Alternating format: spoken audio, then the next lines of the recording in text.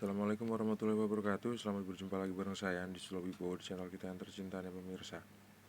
Kali ini saya mau ngebacain sebuah komentar dari pemirsa yang udah masuk ke channel Teknisi Digital.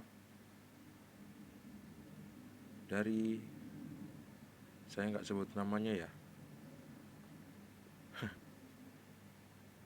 tapi saya senang pertanyaannya. Dan moga aja saya bisa ngasih kisi-kisinya. Dan kalau misalnya lebih lanjut, mau tanya lebih dalam, pemirsa bisa ikutan bergabung di channel Teknisi Digital. Murah kok, cuma 10.000 aja per bulan. Dan bisa diputuskan berhenti berlangganan kapan aja. Kalau misalnya kira-kira barang yang diservis sama pemirsa itu udah selesai, gak perlu berlangganan lagi juga gak apa-apa gitu.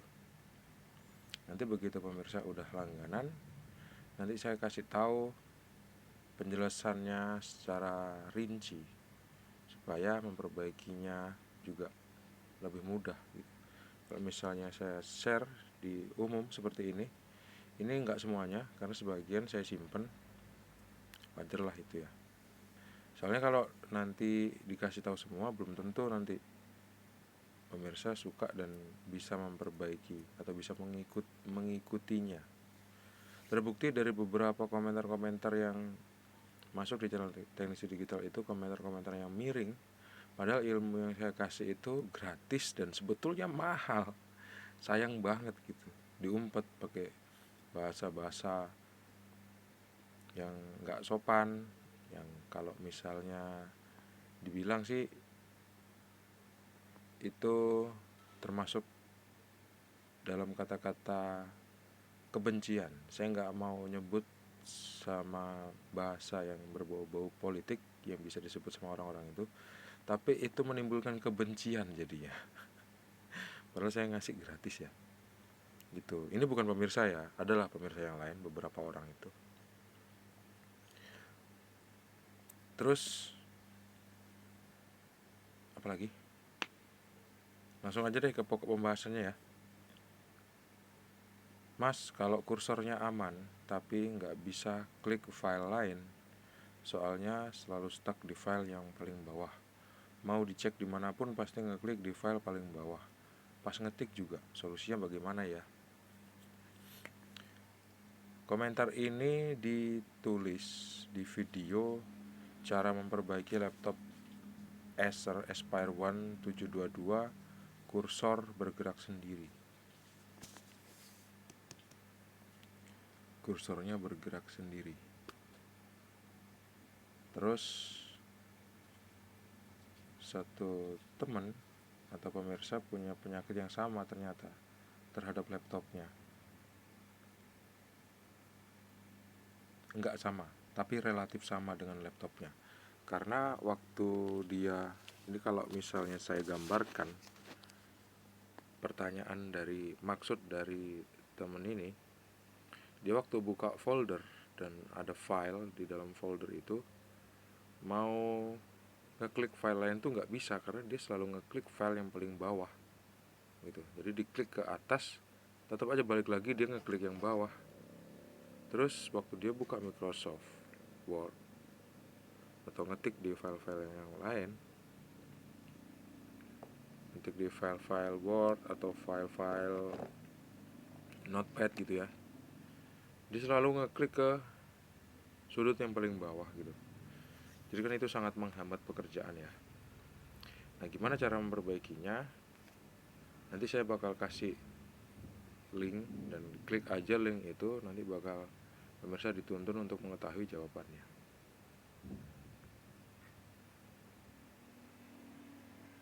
Tapi juga apa ya? Itu sebetulnya kerusakannya pada keyboard. Gitu aja deh. Jadi nggak semua solusi itu saya minta pemirsa untuk membayar, tapi saya kasih aja gratis. Dan gratis meskipun nggak full ya, ada sebagian yang nggak saya kasih. Nanti pemirsa bisa ikutan join atau ikutan gabung di channel Teknisi Digital. Itu kerusakan biasanya pada keyboard gitu. berapa ganti biaya keyboardnya, itu nanti ada sekitar sekian. Terus gimana cara untuk membuka keyboardnya, karena membuka keyboard itu nggak segampang membuka casing belakang handphone. Jadi dia harus sangat hati-hati, dan dia adalah alat atau dia adalah benda yang sensitif gitu. Jadi diperlakukannya juga harus hati-hati. Terus gimana caranya kok misalnya bisa memvonis itu adalah keyboardnya yang rusak? Itu nanti bakal saya kasih tahu juga di sana setelah pemirsa berlangganan, karena video atau jawaban yang saya buat itu adalah untuk khusus pemirsa yang berlangganan gitu ya. Terus kira-kira keyboardnya butuh diganti apa enggak, itu nanti saya jawab juga di sana. Terus kalau misalnya nggak diganti gimana caranya, nanti saya kasih tahu juga di sana. Terus step by step untuk memperbaikinya agar nggak salah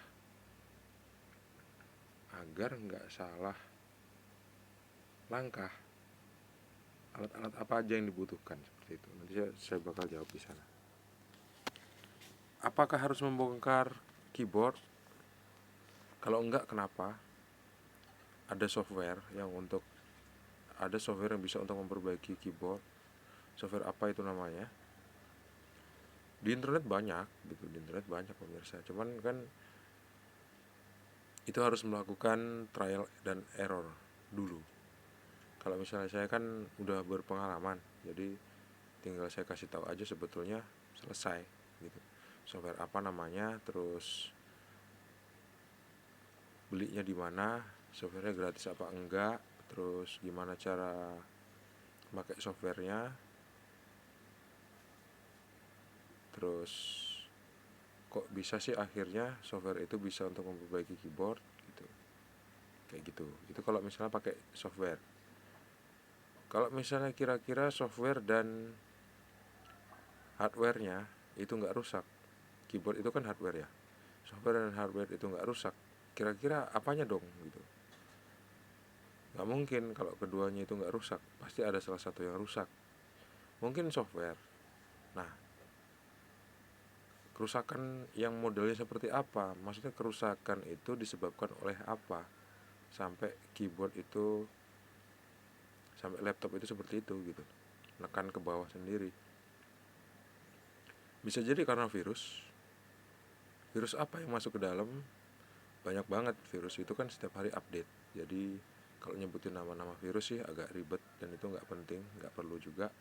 Yang terpenting adalah antivirus apa yang seharusnya digunakan di dalam komputer, sampai pada akhirnya komputer itu bisa digunakan dengan normal. Nanti saya bakal kasih tahu di sana gimana cara mengaktifin komputernya dan nyekennya sampai jumpa virusnya, kalau memang itu ada virus. Kemudian gimana cara delete-nya atau mengkarantina. Setelah dikarantina virusnya aman apa enggak, gimana cara delete virus di dalam karantina itu, nanti saya bakal jelasin juga di sana pemirsa. Jadi virus itu ibarat kayak ada kera gitu ya. Kita ini lagi ada di perkampungan. Nah, perkampungan ini sebetulnya nggak pernah dimasuki binatang buas. Anggaplah itu buas ya. Padahal hakikat buas sebetulnya bukan itu. Memakan binatang lain, binatang memakan binatang lain itu adalah rantai makanan, bukan soal buas atau tidak buas ya. Memang hidup seperti itu. Nah gini, itu kan hal yang lain. Jadi kita balik lagi untuk memberikan perumpamaan virus itu seperti apa. Kita tinggal di perkampungan. Perkampungan itu sebetulnya nggak pernah masuk binatang-binatang dari hutan. Terus di hutan pun gitu juga nggak pernah orang masuk ke dalam hutan.